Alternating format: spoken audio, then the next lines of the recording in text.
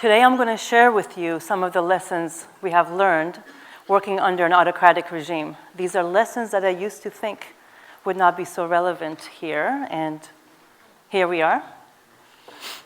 Some of the lessons may be relevant, some may not. Some may seem obvious. Hopefully they all are at least useful data points. First, a bonus lesson. Dictatorships are dangerous, yes. So are 10-year-old boys with baseballs, in case you were wondering what happened. Now that we have gotten that out of the way, I'm going to share the story of how I accidentally started a human rights organization.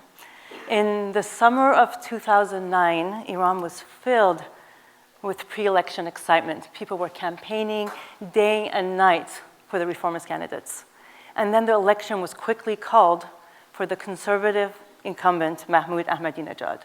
The rallies quickly turned into massive protests as Iranians assumed a rigged election. We saw the biggest protests since the 1979 revolution. The government of Iran, worried for its very existence, and rightfully so, cracked down violently. The world was watching, and so was I, from California. I was absolutely, utterly heartbroken, and I was moved to action. I decided I would organize a rally that would encompass the globe. And in 3 weeks' time, along with hundreds of other concerned citizens, I was not the only one, we organized what we called the Global Day of Action.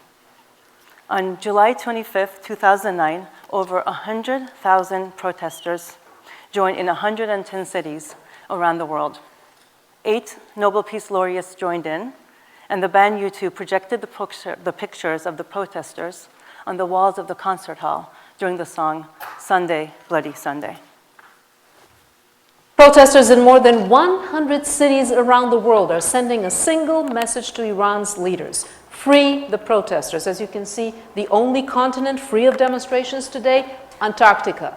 The group United for Iran wants an end to the crackdown on people disputing Iran's controversial presidential election. To this day, that was the biggest day of solidarity for the people of Iran in history, which goes to my first lesson that we all know, that every single one of us can make a difference. Before that day, I had never worked on Iran. I had never worked on human rights. Shortly after, I started United for Iran, when we worked to improve civil liberties in Iran. For the first few years, we focused on magnifying the voices of those inside Iran's prisons and in the streets, and then the movement went dormant as the crackdowns continued. And in our effort to be sustainable and have deep impact, we moved away from reactive, rapid response to be more systematic and sustainable. And one of our strategies was to advocate for an independent, or in our case at least a transparent, judiciary. The government of Iran has used the judiciary as one of its most effective tools in silencing dissent. They have imprisoned and tortured lawyers, women's rights activists, journalists, students, bloggers, artists, spiritual leaders. These are Iran's most passionate and brave souls. These are the future of our country. In 2011, we launched the Iran Prison Atlas. It's a database of Iran's political prisoners, the prisons they are held in, and the judges that sentence them. One can view a profile of a political prisoner, in this case, Narges Mohammadi, a human rights defender serving a 10-year sentence, or look at her judge, Salavati, or her prison, Evin. Or one can zoom out and look at systematic patterns of abuse. Which judges are the biggest culprits? Which minority groups are most persecuted? And which prisons are responsible for the biggest mistreatments? In our quest to ever be more effective and secure, we search for the answers to the following questions. 1, how do we work with this massive physical barrier? More than half of my colleagues were in the streets of Iran in 2009. They have firsthand experience with imprisonment, torture, and harassment by the government of Iran. They have left as refugees. I have been called an anti-revolutionary fugitive, which I think is a pretty badass title, And thank you. And a badge of honor, and I've put on my business card. So we're not going back to Iran. And our answer to work across the planet literally, we are mostly based in San Francisco, has been to use technology, which does not know physical boundaries. Secondly, deep change requires broad civic engagement. How do we engage hundreds of thousands, if not millions of Iranians in areas that they are interested in and at the level of risk that they want to take? And thirdly, how do we ensure Iran stays secure while we do this work? We saw the terrorist attack in Iran only 2 days ago, and with the current political climate, this is a real concern. The world cannot take another Syria. It is the heartbreak of our generation. And the answer to these questions for us has been to continue our human rights work. We will always defend Iran's political prisoners and human rights defenders, but to expand our work to mostly focus on civil liberties, work that is as important, but perhaps less sensitive. Last year, we launched Iran Incubator, which is our civic tech incubator through which we support our community in building tech tools, mostly mobile apps, to be used inside Iran. Meet Nilufar. She's the captain of the soccer team and known as Lady Goal. In 2015, she had plans to participate in the Asian World Cup, and her husband forbid her from going. In Iran, women give up their rights as they get married, the right to continue education, to work, to leave the country, to get divorced, and the one that gets me the most, to the custody of their children. Can you imagine having to choose between living in a bad or abusive marriage or living without your children? Cannot. Turns out, though, there is a solution. Marriage licenses in Iran are prenups. So if they include language that both parties agrees to, that's legally binding. So knowing that, through Iran Incubator, we built an app for that. Hamdam, meaning companionship, provides that strategy and that language. Here we're going to see it for the right to leave the country. It also is a one-stop shop for sexual health for women. Here is Iran's only Persian language menstruation calendar. It has information on contraceptives, I'm scrolling over condoms here, as well as on STIs. Here it is on chlamydia. In order for tech tools to be sustainable and effective and truly owned by community leaders, we build our tools with and not for our community members. All Iran Incubator apps, including Hamdam, are brainchildren of Iran's leading activists. Freedom of expression is the lifeline of democracy, and we protect it. Our next app, Radito, or Radio U, is essentially Iranian SoundCloud. It provides a censorship-free platform for users to both broadcast and access content. Here it says, download at home and listen on the go. It's a popular feature since phone data in Iran is prohibitively expensive.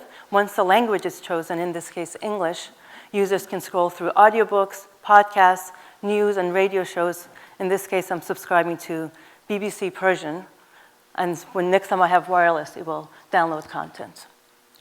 Our other apps focus on Iran's 2.2 million drug users, on domestic violence, on informing voters prior to the presidential election that we just had, and on government accountability and transparency. Yep, for the government, if you will. Security is our utmost priority. For any tech team, design, development, and dissemination are critical and hard work. For us, that's half the work. We have to also ensure users' security and think through potential tampering or blocking of the apps by the government. Our apps have been downloaded 100,000 times and been viewed over 2 million times. It has taken us years to have that kind of traction, lots of trials, and we're excited and proud of that. And Hamdam and Radito are two reasons we believe in success of civic technology. Here are two other reasons. Human rights work is hard, dark work. We know that. Essentially, we're stopping bad things from happening, at best. And it's critical to also envision a new world and to create it. And through civic technology, we're able to do that. We're celebrating our successes also and having fun. And this is rare and so important in this line of work. Also, Iranians are ready for change, and so is Iran. They're global, they're techie, they're plugged in, they're educated. More than half of Iranians have smartphones. 1 million new ones are being added every month. 70% of Iranians are under the age of 35. Quarter of all Telegram users around the world are in Iran. That's 40 million active users. Technology is allowing us to do online what we have not been able to do in the streets, to express ourselves, to organize, to assemble. It's allowed us to take our country back. And our apps have been the very first apps for good inside Iran. This oppressive veneer of conservatism is essentially stopping a happy, hopeful population from shining through.